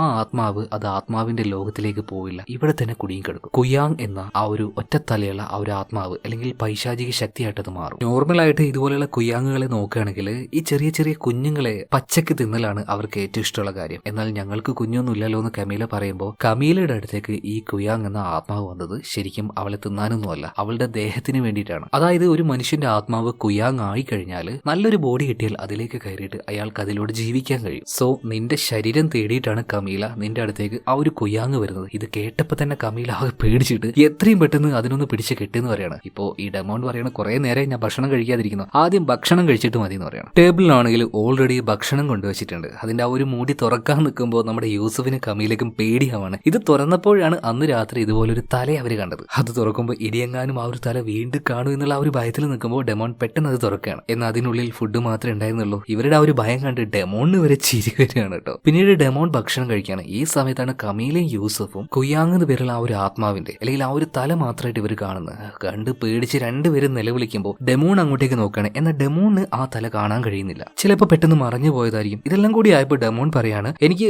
മറ്റൊരു സ്ഥലത്ത് നിന്നുകൊണ്ട് നിങ്ങളുടെ ഈ ഒരു പ്രശ്നം തീർക്കാൻ പറ്റിയെന്ന് വരില്ല, അതിന് എനിക്ക് ഇങ്ങോട്ടേക്ക് തന്നെ വരണം. സോ നാളെ തന്നെ ഞാൻ ഇങ്ങോട്ടേക്ക് വരുന്നു പറയാണ്. പിറ്റേ ദിവസം ആയപ്പോൾ തന്നെ ഡെമോൺ അവന്റെ സാധനങ്ങളൊക്കെ എടുത്ത് നേരെ ഇങ്ങോട്ടേക്ക് വരുന്നുണ്ട്. ഇവിടെ ഡെമോണിന് താമസിക്കാനായിട്ട് ഒരു മുറിയും കൊടുക്കുന്നുണ്ട്. ആ ഒരു മുറി ആദ്യം ഉപയോഗിച്ചിരുന്നത് വില്യംസ് ആയിരുന്നു, അതായത് നമ്മുടെ കമീലയുടെ അച്ഛൻ. അദ്ദേഹത്തിന്റെ ഓഫീസായിരുന്നു ശരിക്കും ഈ ഒരു മുറി. ആ മുറിയിലേക്ക് തന്റെ സാധനങ്ങളൊക്കെ ഡെമോൺ കൊണ്ടുവെക്കുകയാണ്. വന്ന് നോക്കുമ്പോൾ ഒരുപാടധികം വില്യംസിന്റെ ഫോട്ടോസും കാര്യങ്ങളൊക്കെ ആ ഒരു ഓഫീസിൽ വെച്ചിട്ടുണ്ട്. അതിലൊരു ഫോട്ടോ മാത്രം തിരിച്ചു വെച്ചിരിക്കുകയാണ്. അതെന്താണെന്ന് നോക്കിയപ്പോൾ ആ ഫോട്ടോയിൽ വില്യംസും അദ്ദേഹത്തിന്റെ ഭാര്യയും അതുപോലെ മകളായിട്ടുള്ള കമീലയും ഒരുമിച്ച് നിൽക്കുന്ന ഫോട്ടോ ആയിരുന്നു. ഇപ്പൊ ഇവിടുത്തെ കാര്യങ്ങളൊക്കെ നോക്കുന്ന ജോഷയെ വിളിച്ച് ഇതെന്താ എങ്ങനെ ചോദിച്ചപ്പോൾ ഫോട്ടോ തിരിച്ചു വെച്ചത് ജോഷു തന്നെയാണ്. കാരണം ഈ വില്യംസിന്റെ ഭാര്യയായിട്ടുള്ള റോസിയെ കുറിച്ച് എന്തെങ്കിലും ചോദിക്കുകയാണെങ്കിൽ എനിക്ക് പറയാൻ ബുദ്ധിമുട്ടുണ്ടെന്ന് ജോഷു പറയാണ്. എന്നാൽ ഇപ്പൊ ഈ ഒരു ഡെമോൺ പറയാണ്, നിങ്ങൾക്ക് കമീല അതുപോലെ യൂസഫ് അവര് രക്ഷപ്പെടണം, ഈ വീട്ടിലെ പ്രശ്നങ്ങളൊക്കെ സോൾവ് ആകണമെന്നുണ്ടെങ്കിൽ എന്താണ് ഇവിടെ സംഭവിച്ചതെന്ന് നിങ്ങൾ എന്നോട് പറഞ്ഞേ മതിയാവുള്ളൂ. ഇപ്പൊ ജോഷു പറയാണ്, സാറേ ഞാൻ ഒരു കാര്യം മാത്രം നിങ്ങളോട് പറയാം. വില്യംസ് മരിച്ചതിന് ശേഷം അദ്ദേഹത്തിന്റെ ഭാര്യയായിട്ടുള്ള റോസി ഉണ്ടല്ലോ, അവര് നെതർലാൻഡിലേക്ക് പോയിട്ടില്ല. ആ കാര്യം എനിക്ക് ഉറപ്പാണ്. അവർക്ക് മറ്റെന്തോ ആണ് സംഭവിച്ചത്. കൂടുതലൊന്നും എന്നോട് ചോദിക്കരുത് എന്ന് പറഞ്ഞിട്ട് വേഗം തന്നെ ജോഷി ഇവിടുന്ന് പോവാണ്.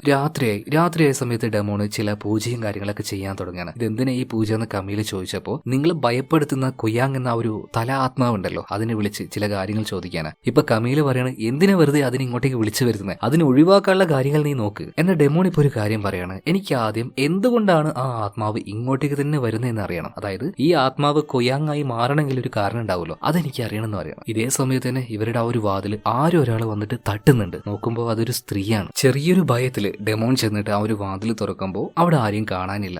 പ്രേതൊന്നുമില്ല. എന്നാൽ അടുത്ത നിമിഷം തന്നെ കരണ്ട് പോവാണ്. അവിടെ കത്തിച്ചു വെച്ച എല്ലാ മെഴുകുതിരിയും കെട്ടുപോകുന്നുണ്ട്. പെട്ടെന്ന് കുയാങ്ങിന്റെ ആ ഒരു തല അങ്ങോട്ടേക്ക് വരികയാണ്. അതായത് ആ ആത്മാവിന്റെ തല മാത്രമായിട്ട് വരുന്നുണ്ട്. വന്ന വാർഡ് തന്നെ, ഇതിനെ കണ്ട വാർഡ് തന്നെ യൂസഫ് അയ്യോ പ്രേതം എന്ന് പറഞ്ഞിട്ട് ബോധം കെട്ട് വീഴുകയാണ്. പിന്നീട് അത് കമീലയുടെ അടുത്തേക്ക് വരികയാണ്. അവളുടെ ദേഹം വേണമെന്ന് പറഞ്ഞിട്ട് അവളുടെ അടുത്തേക്ക് പോകാൻ നിൽക്കുമ്പോഴേക്കും ഡെമോൺ വന്നിട്ട് ചില മന്ത്രവാക്യങ്ങളൊക്കെ ഉച്ചരിക്കാൻ നിൽക്കുമ്പോഴേക്കും ഡെമോനെ പിടിച്ച് വലിച്ചെറിയാണ് ഈ ഒരു കുയാങ്. ഇന്ന് ഈ സമയത്ത് ബോധം വന്ന യൂസഫ് കമീലയും കൂട്ടി എങ്ങനെയൊക്കെയോ റൂമിലേക്ക് ഓടുകയാണ് കേട്ടോ അവളെ രക്ഷപ്പെടുത്തിയിട്ട്. എന്നാൽ അവരുടെ പിന്നാലെ തന്നെ കുയാങ്ങിന്റെ ആ ഒരു തല വന്നുകൊണ്ടിരിക്കുന്നുണ്ട്. ഇപ്പൊ കമീല ഏകദേശം അത് തൊടുമെന്നുള്ള ആ ഒരു സമയം വന്നപ്പോൾ ഡെമോൺ അങ്ങോട്ട് ഓടിയെത്തുകയാണ്. ഇതിന്റെ തല പിടിക്കുകയാണ്. ആ മുടിയിൽ പിടിച്ച് എന്തൊക്കെയോ ചില പൊടികൾ അതിന്റെ മേലെ കിടുന്നുണ്ട്. എന്തൊക്കെയോ മന്ത്രവാക്യങ്ങൾ ഉച്ചരിക്കുന്നുണ്ട്. അതോടൊപ്പം തന്നെ ഈ തല പുറത്തേക്ക് ഒരൊറ്റ പോക്കാണ്. ഒരുമാതിരി ഒരു പുകയും കാര്യങ്ങളും. ഇപ്പൊ ആ ഒരു തല അവിടെ ഇല്ല. ഇത് കണ്ടപ്പോൾ കമീല ചോദിക്കുകയാണ്, നീ അതിനെ നശിപ്പിച്ചോന്ന്. എന്ന് ഡെമോൺ പറയാണ്, അത്ര പെട്ടെന്നൊന്നും അത് ചെയ്യാൻ കഴിയില്ല, തൽക്കാലം ഒന്ന് വിരട്ടി ഓടിച്ചു, അത്രമാത്രം. അങ്ങനെ പിറ്റേ ദിവസമായി ഡെമോൺ ഇപ്പോ ആ ഒരു ഓഫീസ് റൂമിൽ തന്നെ അങ്ങനെ ഇരിക്കുകയാണ്. പക്ഷെ അവനിപ്പോ ഒരു കാര്യം കൺഫേം ആയി, കമീലയും യൂസഫും എന്തോ ഒരു കാര്യം മറയ്ക്കുന്നുണ്ട്. അവരെന്തായാലും അത് പറയാൻ പോകുന്നില്ല. സോ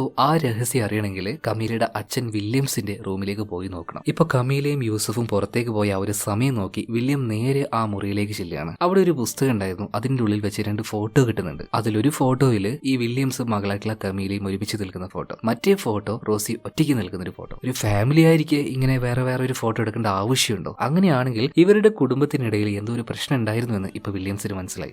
ഡെമോണിന് മനസ്സിലായി. കമീലയും യൂസഫും വരുന്നതിന് മുന്നേ തന്നെ അവൻ ഇവിടുന്ന് പോവാണ്. എന്നാൽ കമീല വന്നു അച്ഛന്റെ ആ ഒരു മുറിയിലേക്ക് വന്ന പാട് തന്നെ ആ ഒരു പുസ്തകം ഉണ്ടല്ലോ അതിന്റെ ആ ഒരു പൊസിഷൻ മാറിയത് കണ്ടപ്പോൾ തന്നെ അവർക്ക് കാര്യം മനസ്സിലായി. ആരൊരാൾ ഇവിടെ വന്നു പോയിട്ടുണ്ട്, മിക്കവാറും അത് ആ ഒരു ഡെമോൺ തന്നെയായിരിക്കും. ഇതേ സമയത്ത് തന്നെ ജോലിക്കാർ നിൽക്കുന്ന അവരുടെ ആ ഒരു സ്ഥലം കാണിക്കുകയാണ്. അവിടെയുള്ള രണ്ടാൾക്കാർ അങ്ങോട്ടും ഇങ്ങോട്ട് സംസാരിക്കുന്നുണ്ട്. എന്താടാ കുറച്ച് ദിവസമായിട്ട് നല്ല വിളവെടുപ്പും ഇല്ല, അതിന്റെ പുറമെ ഒരു വല്ലാത്ത മഴയും കുറേ അധികം പ്രാണികളും നമ്മളെ തോട്ടത്തിൽ ഇങ്ങനെ വരുന്നുണ്ടല്ലോ, എന്തൊക്കെയോ ഒരു ശാപവും പ്രശ്നങ്ങളും ഉള്ളതുപോലെ അല്ലേ? ഇവരിങ്ങനെ സംസാരിച്ചുകൊണ്ട് നിൽക്കുന്ന സമയത്ത് ഇങ്ങോട്ടേക്ക് വേറൊരാൾ വരികയാണ്. എടാ നമ്മുടെ ആ റാക്കൂണിനെ കണ്ടോ? അവർ 2 ദിവസമായിട്ട് പണിക്കൊന്നും വരുന്നില്ലല്ലോ. ഇപ്പൊ ഇവിടെ ജോലി ചെയ്യുന്ന ഈ രണ്ടാൾക്കാരും ഇല്ല ഞങ്ങൾ കണ്ടിട്ടില്ലല്ലോ എന്ന് പറയണത്. എന്തൊരു നശിച്ച സ്ഥലമാണിത്. ഓരോ ദിവസവും ഓരോരുത്തരെ വെച്ചാ കാണാതാവുന്നത്. ഇതെന്താ ഇവിടെ സംഭവിക്കുന്നത്? മാത്രമല്ല അവിടെ ഉണ്ടായിരുന്ന ഗോഡൌണിൽ വെച്ച് എന്തോ ഒരു ശബ്ദം കേട്ട് ഈ വന്ന ആള് അങ്ങോട്ടേക്ക് പോയി നോക്കുമ്പോൾ ഞെട്ടിപ്പോവാണ്. 2 ദിവസമായിട്ട് റാക്കൂൺ ജോലിക്ക് വരുന്നില്ല എന്ന് പറഞ്ഞല്ലേ? എങ്ങനെ വരാനാ? ഒരു കയറിൽ തൂങ്ങി അവൻ അങ്ങനെ കിടക്കുന്നുണ്ട് അവിടെ. പക്ഷെ ആ ഒരു വിഷ്വൽ എനിക്ക് പൂർണ്ണമായിട്ട് നിങ്ങളെ കാണിക്കാൻ കഴിയില്ല. അത് ഞാൻ ബ്ലർ ചെയ്യുന്നുണ്ട്. കാരണം കഴിഞ്ഞ വീഡിയോയിൽ ഇതേപോലെ ഒന്ന് കാണിച്ചതാണ്. ആരൊക്കെ വീഡിയോ കാണുന്നുണ്ടോ അവർക്കെല്ലാം നോട്ടീസ് കൊടുക്കുന്നുണ്ട്. സോ ഇങ്ങനെയുള്ള വിഷ്വൽസ് പരമാവധി ഞാൻ കാണിക്കില്ല കേട്ടോ. കാണിക്കും, പക്ഷെ അത് ബ്ലർഡ് ആക്കിയിട്ട് കാണിക്കുള്ളൂ. അങ്ങനെ റാക്കൂണിന്റെ ബോഡി ഇവര് താഴേക്ക് ഇറക്കുന്നുണ്ട്. ഇതിന് ശേഷമാണ് കമീല ഇവിടെ തുടരെ മരിച്ചു പോകുന്ന ഈ ജോലിക്കാരെ കുറിച്ച് അറിയുന്നത് കേട്ടോ. മാത്രമല്ല ഇതുപോലെ ഒരുപാട് ആൾക്കാർ മരിച്ചു പോകുന്നത് കൊണ്ട് തന്നെ അവിടെ ജോലി ചെയ്യുന്ന ബാക്കിയുള്ള ആൾക്കാർക്ക് ഇവിടെ നിൽക്കാനുള്ള ധൈര്യം ഉണ്ടാവുമോ? ഇവരെല്ലാവരും കൂടെ ഒരുമിച്ച് പെട്ടിയും കിടക്കെടുത്ത് പോവാണ്. പരമാവധി ജോഷു പറഞ്ഞു നോക്കുന്നുണ്ടെങ്കിലും ആരും ജീവൻ ഭയന്ന് ഇവിടെ നിൽക്കുന്നില്ല. ഇപ്പൊ കാര്യങ്ങളൊക്കെ അറിഞ്ഞ കമീല ഇപ്പൊ ജോഷോട് ചോദിക്കുന്നുണ്ട്, എന്തുകൊണ്ട് ഈ ഒരു വിവരം എന്നോട് നേരത്തെ പറഞ്ഞില്ല? ഇപ്പൊ ജോഷു പറയണം, മേഡം നിങ്ങൾ ഹണിമൂൺ ട്രിപ്പിലായിരുന്നല്ലോ, അനാവശ്യമായിട്ട് ഇങ്ങനെയുള്ള കാര്യങ്ങളൊക്കെ പറഞ്ഞ് നിങ്ങളുടെ മൂഡ് കളയേണ്ടെന്ന് വെച്ചിട്ടാ. അതുപോലെ തന്നെ പണിക്കാർ ഈ ഒരു വിവരം എല്ലാവരും അറിഞ്ഞിട്ടുണ്ടെങ്കിൽ ഇതുപോലെ പോകും എന്നുള്ള ഒരു ഭയം എനിക്ക് ഉണ്ടായിരുന്നു. സോ അതുകൊണ്ടാണ് ഞാൻ ഇത് മറച്ചു വെച്ചത്. ശരി കൂടുതലായിട്ട് ആരോടും ഈ ഒരു കാര്യം ഒന്നും പറയാൻ നിൽക്കണ്ട. അതുപോലെ തന്നെ വേറെ ആൾക്കാരെ പണിക്ക് കിട്ടുമെന്ന് നോക്കിയെന്ന് പറയണം. ശരി മേഡം എന്ന് പറഞ്ഞിട്ട് ഇപ്പൊ ജോഷു അവിടുന്ന് പോവാണ്. ഇതേ സമയത്ത് തന്നെ അങ്ങോട്ടേക്ക് ഡെമോൺ വരുന്നുണ്ട്. ഡെമോണിനെ കണ്ട സമയത്ത് തന്നെ കമീല പറയണ, എടോ ഇവിടുത്തെ പ്രേതത്തിനെ ഒഴിവാക്കാനായിട്ട് കാശും തന്ന് നിന്നെ ഇവിടെ നിർത്തിയിട്ടുണ്ട്, അത് എന്റെ അച്ഛന്റെ റൂമിലേക്ക് കയറാനല്ല. ഇപ്പൊ ഒന്ന് ചിരിച്ചുകൊണ്ട് ഡെമോൺ പറയാണ്, എനിക്ക് പല കാര്യങ്ങളും അറിയണം, നിങ്ങൾ പല കാര്യങ്ങളും മറച്ചു വെക്കുന്നുണ്ട്, എനിക്ക് ആ ഒരു കാര്യങ്ങൾ അറിഞ്ഞാൽ മാത്രമേ ഈ പ്രശ്നം പൂർണ്ണമായിട്ടും തീർക്കാൻ കഴിയുള്ളൂ. സോ നിങ്ങൾ അത് പറയാന്ന് പറഞ്ഞപ്പോ പെട്ടെന്ന് ഒരു തുമ്മല് വന്നതുപോലെ യൂസഫ് അഭിനയിക്കുകയാണ്. എന്താ യൂസഫെ പറ്റിയത്? ഇതും പറഞ്ഞ കമീല നേരെ അവനെയും കൂട്ടി റൂമിലേക്ക് പോവാണ്. എന്ന് ഇവരുടെ നാടകം മനസ്സിലായ ഡെമോൺ പറയാണ്, വെറുതെ ഒരു നാടകം എന്റെ അടുത്ത് ഇറക്കാൻ നിൽക്കണ്ട, നിങ്ങളായിട്ടത് പറയില്ലെങ്കിൽ ഞാൻ തന്നെ കണ്ടുപിടിച്ചോളാം. തൽക്കാലം നിങ്ങൾ ഈ ഒരു പൊടി കയ്യിൽ വെച്ചോ, രാത്രി ആകുമ്പോൾ കട്ടിലിന്റെ ചുറ്റും ഈ ഒരു പൊടി ഇട്ട് വെക്കുകയാണെങ്കിൽ കുറച്ചൊക്കെ നിങ്ങൾക്ക് ഒരു പ്രൊട്ടക്ഷൻ കിട്ടും. അങ്ങനെ രാത്രിയായി. ഡെമോൺ പറഞ്ഞതുപോലെ തന്നെ ആ ഒരു പൊടി ഉണ്ടല്ലോ അത് യൂസഫ് കട്ടിലിന്റെ ചുറ്റും ഇട്ട് വെച്ചിട്ടാണ് പിന്നെ അവർ കിടക്കാൻ നിൽക്കുന്നത്. എന്നാലും അവന്റെ മുഖത്ത് ആ ഒരു മരണഭയം കാണാനുണ്ട്. എന്തുകൊണ്ടാ ഇങ്ങനെ പേടിക്കുന്നതെന്ന് അറിയില്ല. ഇതേ സമയത്ത് തന്നെ ഡെമോണ് എന്താണ് ഇവിടെ യഥാർത്ഥത്തിൽ നടക്കുന്നതെന്ന് കാര്യമായിട്ട് അറിയണമെന്നുണ്ട്. പക്ഷേ കമീല യൂസഫ് രണ്ടുപേരും ഇത് പറയാൻ കൂട്ടാക്കുന്നുമില്ല. ഇതേ നേരം തന്നെ ഡെമോൺ മരിച്ചുപോയ വില്യംസിന്റെ ആത്മാവിനോട് സംസാരിക്കുകയാണ്. ഈ രഹസ്യങ്ങളൊക്കെ അറിയുന്ന ആരെങ്കിലും ഉണ്ടോ? ആരെങ്കിലും ഉണ്ടെങ്കിൽ എനിക്ക് അവരോട് സംസാരിക്കണം. ഇത് പറഞ്ഞ എന്തൊക്കെയോ ചില മന്ത്രവാക്യങ്ങൾ ഉച്ചരിച്ച സമയത്ത് അവിടുത്തെ കണ്ണാടിയിൽ ഒരു സ്ത്രീയുടെ, വയസ്സായിട്ടുള്ള ഒരു സ്ത്രീയുടെ മുഖം തെളിഞ്ഞു വരികയാണ്. പെട്ടെന്നായതുകൊണ്ട് ഡെമോൺ ഒന്ന് പേടിച്ചുപോയി. തിരിഞ്ഞു നോക്കിയപ്പോൾ അവിടുത്തെ ജോലിക്കാരനായിട്ടുള്ള ഗോപി ഉണ്ടല്ലോ. പല സമയത്തും വല്ലാത്തൊരു ഭയന്ന മുഖവുമായിട്ട് നമ്മൾ ഈ ഗോപിയെ കണ്ടിട്ടുണ്ട്. അപ്പൊ ആ ഗോപിയാണ് ഇപ്പൊ ഡെമോണിന്റെ അടുത്തേക്ക് വന്നിട്ടുള്ളത്. ഗോപി ഇപ്പൊ ഡെമോണിനെ വിളിച്ചുകൊണ്ട് ഒരു മുത്തശ്ശിയുടെ അടുത്തേക്ക് ചെല്ലുകയാണ്. അതായത് ഈ കണ്ണാടിയിൽ കണ്ടില്ലേ ഒരു വൃദ്ധ, അവരുടെ വീട്ടിലേക്ക്. അവിടെ എത്തിയ പാട് തന്നെ ആ ഒരു വൃദ്ധ പുറത്തേക്ക് വരുന്നുണ്ട്. എന്നിട്ട് നമ്മുടെ ഡെമോണ് പറയാണ്, വാ നിന്നെ തന്നെയാണ് ഞാൻ കാത്തിരുന്നത്. നിങ്ങൾ ആരാണെന്ന് ഇപ്പൊ ഡെമോൺ ചോദിച്ചപ്പോ, നിങ്ങൾ തേടിക്കൊണ്ടിരിക്കുന്ന ആ റോസി ഉണ്ടല്ലോ, വില്യംസിന്റെ ഭാര്യ, അവൾ എന്റെ വേണ്ടപ്പെട്ട ഒരാളാണ്. വേണ്ടപ്പെട്ട ആള് എന്ന് വെച്ചാല് ഈ സമയത്ത് ആ ഒരു മുത്തശ്ശി പറയാണ്, അവൾ എന്റെ മകളാന്ന് പറയാണ്. നീ തൽക്കാലം ഉള്ളിലേക്ക് കയറ്, എനിക്ക് പല കാര്യങ്ങളും നിന്നോട് പറയാണ്ടെന്ന് പറഞ്ഞിട്ട് ഡെമോണിനെയും കൂട്ടിയിട്ട് ഈ മുത്തശ്ശി ഉള്ളിലേക്ക് ചെന്നിട്ട് ഓരോ കഥകളായിട്ട് പറയാൻ തുടങ്ങുകയാണ്. എന്റെ മകൾ റോസി, അതായത് വില്യംസിന്റെ ഭാര്യ, അതായത് കമലയുടെ അമ്മ, നിങ്ങളെല്ലാം കരുതുന്നത് പോലെ ഒരു സാധാരണ സ്ത്രീയല്ല ഈ റോസി. എന്റെ മകളായതുകൊണ്ട് തന്നെ ചെറുപ്പം മുതൽ എനിക്ക് അവളെ നന്നായിട്ട് അറിയാം. അവളുടെ ആശകളുണ്ടല്ലോ അത് കുറച്ചധികം കൂടുതലായിരുന്നു. ഒരു തരത്തിൽ പറഞ്ഞാൽ ദുരാഗ്രഹമായിരുന്നു. പാവപ്പെട്ട അവൾക്ക് പണക്കാരനായിട്ടുള്ള ഒരാളെ തന്നെ വിവാഹം കഴിക്കണം. എന്നാൽ ഇത്രയും പാവപ്പെട്ട എന്റെ വീട്ടിൽ നിന്നും, ഞങ്ങളുടെ കുടുംബത്തിൽ നിന്നും പണക്കാരനായിട്ടുള്ള ഒരാൾ വന്നിട്ട് റോസിയെ വിവാഹം കഴിക്കുമോ? ഇല്ല, അങ്ങനെ ആരും വന്നില്ല. അതുകൊണ്ട് തന്നെ ഒരു കടുത്ത പ്രയോഗം അവൾ നടത്തി വശ്യം ചെയ്തു. അതിനായിട്ട് ഈ ഗ്രാമത്തിൽ നിന്നും കുറച്ച് അപ്പുറത്തായിട്ട് ഒരു മന്ത്രവാദി, ഒരു ഷാമൻ ഉണ്ടായിരുന്നു. അയാളുടെ അടുത്തേക്ക് ചെന്നു. കാര്യങ്ങൾ പറഞ്ഞപ്പോൾ ചില മന്ത്രവാദങ്ങളും കാര്യങ്ങളൊക്കെ ചെയ്ത് ഒരു കോഴി അറുത്ത് അതിന്റെ രക്തം അവൾ കുടിച്ചു. അതോടുകൂടിയിട്ട് അവളുടെ ആത്മാവിനെ ഒരു പിശാചിന് ദാനം കൊടുക്കുന്നത് പോലെയായിരുന്നു. എന്നാൽ ആ ഒരു വശീകരണ മന്ത്രം അവൾ ചെയ്തതോടുകൂടിയിട്ട് പിന്നെ ഈ ഒരു ടൗണിലേക്ക് ഇറങ്ങിയാൽ എല്ലാ ചെറുപ്പക്കാരും അവളെ തന്നെ നോക്കുമായിരുന്നു. അവൾക്കും അത് തന്നെയായിരുന്നു വേണ്ടിയിരുന്നത്.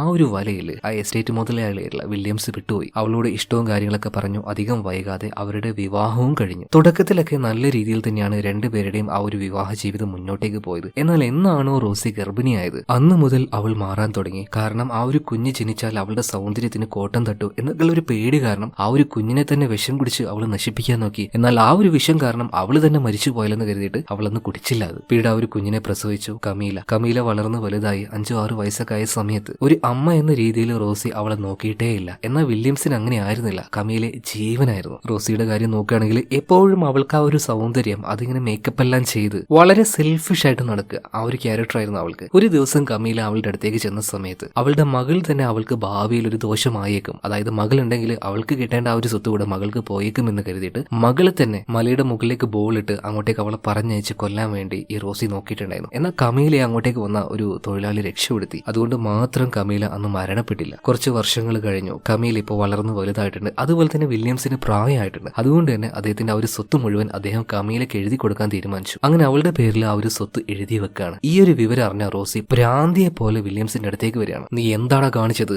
ആ സ്വത്ത് മുഴുവൻ ആ പെണ്ണിന്റെ പേരിൽ നിന്റെ മകളുടെ പേരിൽ എഴുതി വെച്ചല്ലേ? ഇപ്പൊ വില്യംസ് ചോദിക്കുകയാണ്, എന്താ റോസി നീ പറയുന്നത്? നിന്റെ മകളോ? നമ്മളുടെ മകൾ എന്ന് പറ.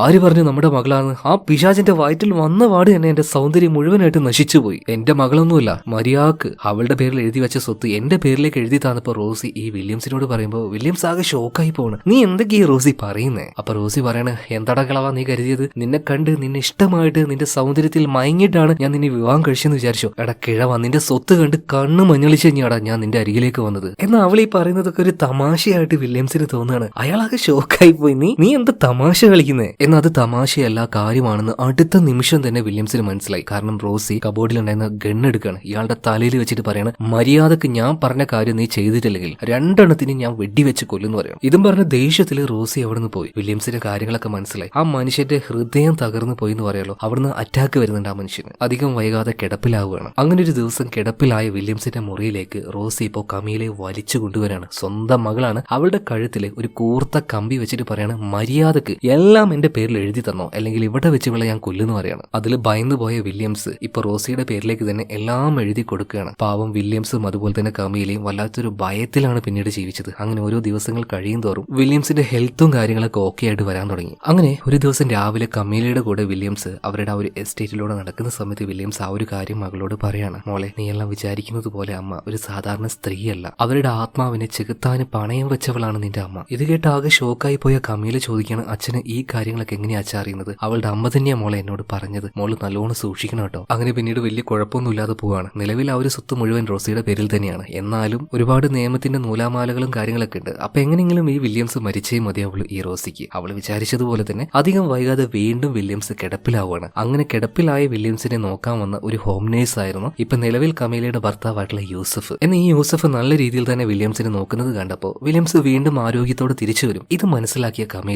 കമീലയല്ല, അവളുടെ അമ്മ റോസി ഉണ്ടല്ലോ, ഈ ഒരു യൂസഫിനെ വളക്കാൻ വേണ്ടി ശ്രമിക്കുകയാണ്. അവനോട് പറയാണ്, എങ്ങനെങ്കിലും ആ ഒരു കിളവനെ അവനെ തട്ടിക്കളയാനായിട്ട് നീ എന്റെ കൂടെ നിൽക്കുകയാണെങ്കിൽ ഉറപ്പായിട്ടും നിനക്ക് നല്ലൊരു വിഹിതം കാശ് കിട്ടും. ഒരേ ഒരു സിമ്പിൾ ആയിട്ടുള്ള ഒരു ഹെൽപ്പ് നീ എനിക്ക് വേണ്ടി ചെയ്തു തന്നാൽ മതി. ആ അയാളുടെ റൂമിൽ വെച്ച് അയാളുടെ തൊട്ട് മുന്നിൽ വെച്ച് നമുക്ക് 2 പേർക്കും സെക്സ് ചെയ്യണമെന്ന് പറയാണ്. അത് കണ്ട് ഈ മനുഷ്യന്റെ ഹൃദയം പൊട്ടി അയാൾ അവിടെ വെച്ച് തന്നെ മരിച്ചു പോകും. അങ്ങനെ ചെയ്യാൻ നിനക്ക് താല്പര്യമുണ്ടോ? എന്റെ കൂടെ ജീവിക്കുകയും ചെയ്യാം, അതുപോലെ തന്നെ നല്ലൊരു കാശും കിട്ടുമെന്ന് പറഞ്ഞപ്പോ ആദ്യമൊക്കെ യൂസഫ് ഇതിനെ എതിർക്കുകയാണ്.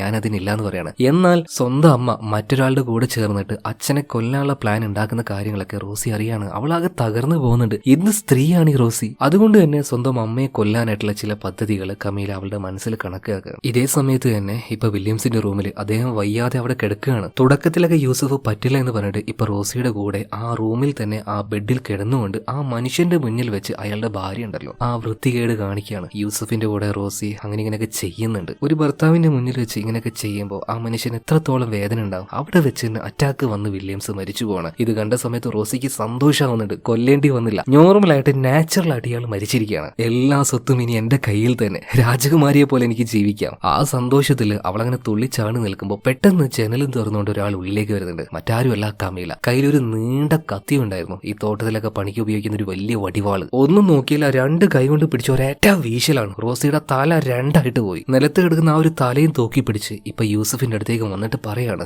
ഇതുപോലെ നിന്റെ തല മുറിയണ്ടെങ്കിൽ എന്നെയും കെട്ടിയിട്ട് ഇവിടെ കൂട്ടിക്കോ. അങ്ങനെയാണെങ്കിൽ ഈ രഹസ്യം പുറത്തുള്ള ഒരാളും അറിയില്ല. എന്റെ അമ്മ അല്ല, എന്റെ തള്ള എന്ന് പറഞ്ഞിട്ട് കാര്യമില്ല. ഇതൊരു രാക്ഷസിയാണ്. എന്റെ അച്ഛനെ തന്നെ ഇവിടെ വെച്ച് കൊന്നില്ലേ? ഇതിലൊരു തെറ്റുമില്ല എന്ന് പറയാണ്. അങ്ങനെ കമീലയും യൂസഫും 2 രണ്ടുപേരും കൂടിയിട്ട് കമീലയുടെ അമ്മയുടെ ആ ഒരു ഡെഡ് ബോഡി നേരെ അവിടെ തോട്ടത്തിൽ കൊണ്ടുപോയിട്ട് കുഴിച്ചു മൂടുകയാണ്. അതുപോലെ തലയാണെങ്കിൽ അത് വെട്ടിമുറിച്ച് വെച്ചിരിക്കുകയാണല്ലോ. അതുകൊണ്ട് തന്നെ ആരുടെ കയ്യിലും ഈ തല കിട്ടിയാൽ അത് മനസ്സിലാവാത്ത രീതിയിൽ അത് മാത്രം തീയിട്ട് നശിപ്പിച്ചു കളഞ്ഞ് അത് മറ്റൊരു ഭാഗത്ത് കുഴിച്ചിടുകയാണ്. ഇവർ ഈ ചെയ്യുന്ന കാര്യങ്ങളൊക്കെ അവിടുത്തെ ജോലിക്കാരനായിട്ടുള്ള ഗോപി കാണുന്നുണ്ടായിരുന്നു. അതാണ് അവന്റെ മുഖത്ത് ഈ ഒരു ഭയവും കാര്യങ്ങളൊക്കെ. അന്ന് ആ രാത്രിയിൽ എന്താ സംഭവിച്ചത് മുഴുവനായിട്ടും അവൻ കണ്ടിട്ടുണ്ട്. അപ്പൊ അവിടുത്തെ ജോലിക്കാരനായിട്ടുള്ള ഈ ഗോപിയാണ് റോസിയുടെ അമ്മയോട് ഈ കാര്യങ്ങളൊക്കെ പോയി പറഞ്ഞത്. അതുപോലെ തന്നെ റോസിയുടെ ആത്മാവ് അവളിപ്പോ കുയാങ്ങായി മാറിയിരിക്കുകയാണ്. അവളുടെ ആത്മാവിനെ ചെകുത്താന് പണയം വെച്ചു. അവളുടെ ശരീരത്തിൽ നിന്നും തല അറ്റുപോയത് കൊണ്ട് തന്നെ അത് കുയാങ്ങായിട്ട് മാറി. സോ അവളുടെ ആ ഒരു ആത്മാവിനെ ഒതുക്കണമെങ്കിൽ ഒരേ ഒരു വഴിയേ ഉള്ളൂ ഈ പൗർണമി. ആ വരുന്ന സമയത്ത് അവളുടെ തലയും അതുപോലെ തന്നെ ആ ഒരു ശരീരം കൂടെ ഒന്നാക്കണമെന്ന് പറയാണ്. അപ്പൊ എങ്ങനെയാണ് ഈ കുയാങ്ങിനെ ഇല്ലാതാക്കേണ്ടത്? അതായത് റോസിയുടെ ആത്മാവാണ് കുയാങ്ങായി മാറിയത്. അതിനെ എങ്ങനെ നശിപ്പിക്കണം എന്നിപ്പോ ഡെമോണിന് മനസ്സിലായല്ലോ. അതുകൊണ്ട് തന്നെ അവൻ വേഗം പുറത്തേക്ക് ഇറങ്ങുകയാണ്. പെട്ടെന്ന് അവന്റെ മുന്നിലേക്ക് മുഖംമൂടിയെല്ലാം ധരിച്ച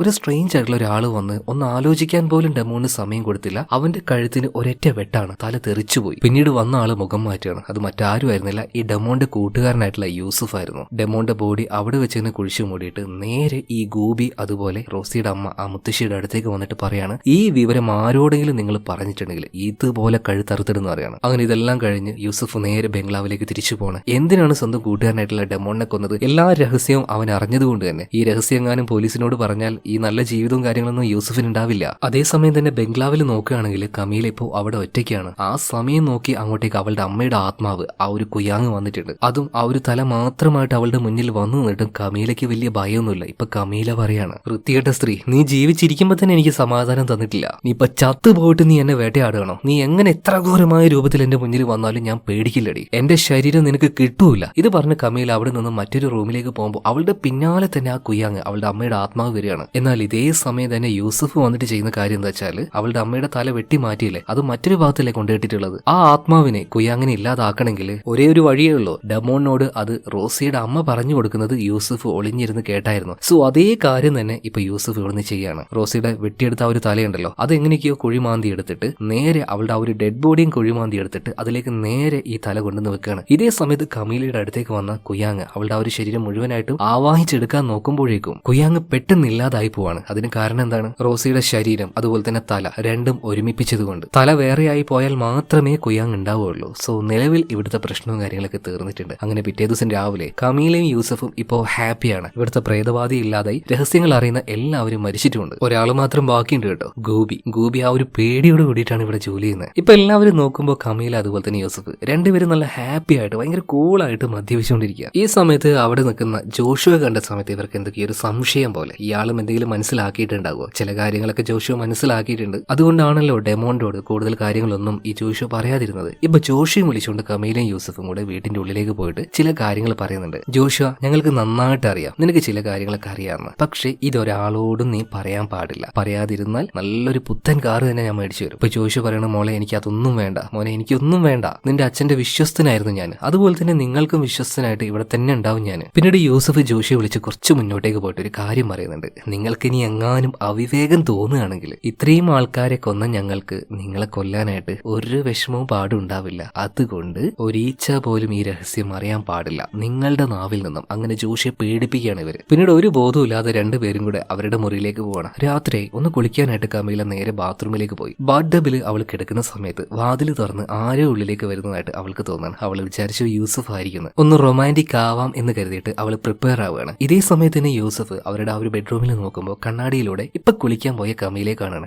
ഇത്ര പെട്ടെന്ന് കുളി കഴിഞ്ഞു? ഇത് നോക്കുന്ന സമയത്ത് കമീല അവളുടെ ഒരു വസ്ത്രം എല്ലാം ഊരിയിട്ട് തയ്യാറായി നിൽക്കുമ്പോൾ യൂസഫ് പൊളിക്കാലോ എന്ന് ഇതും പറഞ്ഞ് അവളുടെ അടുത്തേക്ക് പോകാൻ നോക്കുമ്പോഴല്ലേ ട്വിസ്റ്റ്, ഈ വന്നിരിക്കുന്നത് കമീലയല്ല, ആരാണ്? ഡെമോൺ, അവന്റെ കൂട്ടുകാരൻ. ആൾ ജീവിച്ചിരിക്കുമ്പോൾ തന്നെ ഒരു മന്ത്രവാദിയാണ്. അങ്ങനെ മന്ത്രവാദിയായിട്ടുള്ള ഡെമോൺ ദുരൂഹ സാഹചര്യത്തിൽ അവനെങ്ങാനും മരണപ്പെട്ടാൽ തിരിച്ചു വരാനുള്ള ഒരു വഴിയും അവൻ നേരത്തെ തന്നെ ചെയ്തു വെച്ചിട്ടുണ്ട്. ഒരു സാധാരണ മന്ത്രവാദി ആയിരുന്നില്ല ഡെമോൺ. അവന്റെ ആത്മാവ് ഉള്ളത് പൈശാചികമായിട്ടുള്ള ഒരു ശരീരത്തിന്റെ ഉള്ളിലാണ്. അവൻ തിരിച്ചു വന്നിരിക്കുകയാണ്. എന്തിന്? യൂസഫിനോട് പ്രതികാരം ചെയ്യാൻ. അലറി വിളിച്ച് പേടിച്ച് തരിച്ചു നിൽക്കുന്ന യൂസഫിനെ മുകളിൽ നിന്നും താഴേക്ക് ഡെമോന്റെ ആത്മാവ് വലിച്ചിട്ട് ഒരേറ്റേറ് കൊടുക്കുകയാണ്. സ്പോട്ടിൽ തന്നെ യൂസഫ് മരിച്ചു പോകുന്നുണ്ട്. അതുപോലെ കുളിച്ചുകൊണ്ടിരിക്കുന്ന കമീല അവളുടെ അടുത്തേക്ക് വന്നത് അത് യൂസഫ് ആയിരുന്നില്ല, ഡെമോന്റെ ആത്മാവായിരുന്നു. ഇത് കണ്ട് വിറച്ചുകൊണ്ട് അവൾ പുറത്തേക്ക് ഇറങ്ങി ഓടിയപ്പോൾ ദാണ്ടെ പിന്നാലെ തന്നെ വരികയാണ്. അവളെയും ഇപ്പൊ തന്നെ ഡെമോൺ കൊല്ലും എന്നുള്ള ആ ഒരു അവസ്ഥ വന്ന സമയത്ത് പെട്ടെന്ന് അങ്ങോട്ടേക്ക് ജോഷുവ അതുപോലെ തന്നെ അവളുടെ മുത്തശ്ശി, കുറെ ആൾക്കാർ, കുറെ മന്ത്രവാദികൾ എല്ലാവരും വന്നിട്ട് പെട്ടെന്ന് തന്നെ അവിടെ ഒരു പൂജയും കാര്യങ്ങളും നടത്തുകയാണ്. വന്ന ഉസ്താദിന്റെ ആ ഒരു മന്ത്രവും കാര്യങ്ങളൊക്കെ നന്നായിട്ട് ഏറ്റു. ആ ഒരു ആത്മാവ് ഡെമോൺ പൂർണ്ണമായിട്ടും അവിടുന്ന് ഇല്ലാതായി പോവാണ്. ശരിക്കും നോക്കുകയാണെങ്കിൽ നമ്മുടെ കമീല അത്ര വലിയ കുറ്റക്കാരിയൊന്നുമല്ല. അവൾ ചെയ്തത് ഒരേ ഒരു കൊലപാതകമാണ്, അവളുടെ അമ്മയെ മാത്രം. അതുകൊണ്ട് അവൾ പൂർണ്ണമായിട്ടും ഒരു ദുഷ്ടതയാണെന്ന് നമുക്ക് പറയാൻ പറ്റില്ല. പക്ഷെ യൂസഫ് അങ്ങനെയല്ല, ഒരു ന്യായവും ഇല്ലാതെ സ്വന്തം കൂട്ടുകാരനെ കൊന്നു, അതുപോലെ വില്യംസിനെ കൊല്ലാൻ വേണ്ടി കൂട്ടുനിന്നു. അവൻ ആളിപ്പോ ഒരു വൃത്തികെട്ടവനാ, അവൻ മരിക്കേണ്ടത് തന്നെയാ. പക്ഷെ കമീല അവള് പാവല്ലേ, വല്ലാതെ പേടിച്ചു വിറച്ച് അങ്ങനെ ഇരിക്കുമ്പോൾ അവളുടെ അടുത്തേക്ക് ഇപ്പൊ അവളുടെ മുത്തശ്ശി വന്നിട്ടുണ്ട്. എന്നാൽ മുത്തശ്ശി അവൾ ആട്ടുകയാണ്, നിങ്ങളിപ്പോ എനിക്ക് കാണണ്ട, എന്റെ അമ്മയുടെ കുടുംബത്തിലുള്ള ആരെയും എനിക്ക് കാണണ്ട, എനിക്ക് വെറുപ്പാണ് നിങ്ങളെ. അങ്ങനെ പയ്യെ പയ്യെ അവളുടെ ആ ഒരു ബോധം പോകുന്ന സമയത്ത് അവൾ ഒരു കാട്ടിലേക്ക് വന്നതുപോലെ അവൾക്ക് ഫീൽ ആവുകയാണ്. തൊട്ട് മുന്നിൽ തന്നെ അവളുടെ അച്ഛനുണ്ട്. അച്ഛനോട് ഇപ്പോ അവൾ ചോദിക്കുകയാണ്, അച്ഛാ എനിക്ക് വല്ലാതെ പേടിയാവുന്നു, അമ്മയുടെ അമ്മ വന്നിട്ടുണ്ട്, മുത്തശ്ശി വന്നിട്ടുണ്ട്, എനിക്ക് അവരൊന്നും ഇഷ്ടമല്ല അച്ഛാ, വെറുപ്പാണ് എനിക്ക് അവര്. എന്നാൽ അവളുടെ അച്ഛൻ ഇപ്പൊ കമീലയോട് പറയാണ്, കമീല നീ പേടിക്കുന്നത് പോലെ മുത്തശ്ശി ചീത്ത ആളല്ല, നിന്റെ അമ്മയാണ് ചെയ്തത്, അവൾക്കുള്ള ശിക്ഷ നീ കൊടുക്കുകയും ചെയ്തു. ഞാൻ എത്രത്തോളം നിന്നെ സ്നേഹിക്കുന്നുണ്ടോ കെയർ ചെയ്യുന്നുണ്ടോ അതിനേക്കാൾ ഉപരിയായിട്ട് മുത്തശ്ശി നിന്നെ സ്നേഹിക്കുന്നുണ്ട്. അവർക്ക് കിട്ടിയ അവരുടെ സ്വന്തം മകള് തലതിരിഞ്ഞു പോയി, നിന്നെയെങ്കിലും നല്ല രീതിയിൽ നോക്കണമെന്ന് അവർക്ക് നല്ല ആഗ്രഹമുണ്ട്, അവരെ വെറുക്കരുത് കേട്ടോ മോള്. അങ്ങനെ പറഞ്ഞു. പെട്ടെന്ന് തന്നെ കമീലയ്ക്ക് ബോധം വരികയാണ്. അവളുടെ ഒരു തെറ്റ് മനസ്സിലായി മുത്തശ്ശിയെ കെട്ടിപ്പിടിച്ച കാര്യമാണ്. ഇനിയുള്ള കാലം മുത്തശ്ശിയുടെ കൂടെ നല്ല രീതിയിൽ തന്നെ ജീവിക്കാന്ന് അവൾ തീരുമാനിച്ചു. മാത്രമല്ല ജോഷിയോടും മാപ്പ് പറയുന്നുണ്ട്, ആ ഗൂബിയോടും മാപ്പ് പറയാണ്. അവരെ ഒരുപാട് പേടിപ്പിച്ചായിരുന്നു, എന്നാൽ നേരിട്ടല്ല കമീല ഈ കാര്യമൊന്നും ചെയ്തത്. പിന്നീട് അങ്ങോട്ടേക്ക് കമീല മുത്തശ്ശിയുടെ കൂടെ ജോഷിയുടെ കൂടെ എല്ലാവരുടെ കൂടെ നല്ല രീതിയിൽ തന്നെ ഇവിടെ ജീവിക്കാൻ കേട്ടോ. നല്ലൊരു ജീവിതം തന്നെ അവൾക്ക് കിട്ടുന്നുണ്ട്. ഇത് കാണിച്ചുകൊണ്ടാണ് സിനിമ ഇവിടെ തീരുന്നത്. കഥ നിങ്ങൾക്ക് ഇഷ്ടമായ തീർച്ചയായിട്ടും നമ്മുടെ വീഡിയോ ലൈക്ക് ചെയ്യുക, ചാനൽ സബ്സ്ക്രൈബ് ചെയ്യുക. അപ്പൊ അടുത്ത വീഡിയോയിൽ നമുക്ക് നാളെ വീണ്ടും കാണാം. Okay, by.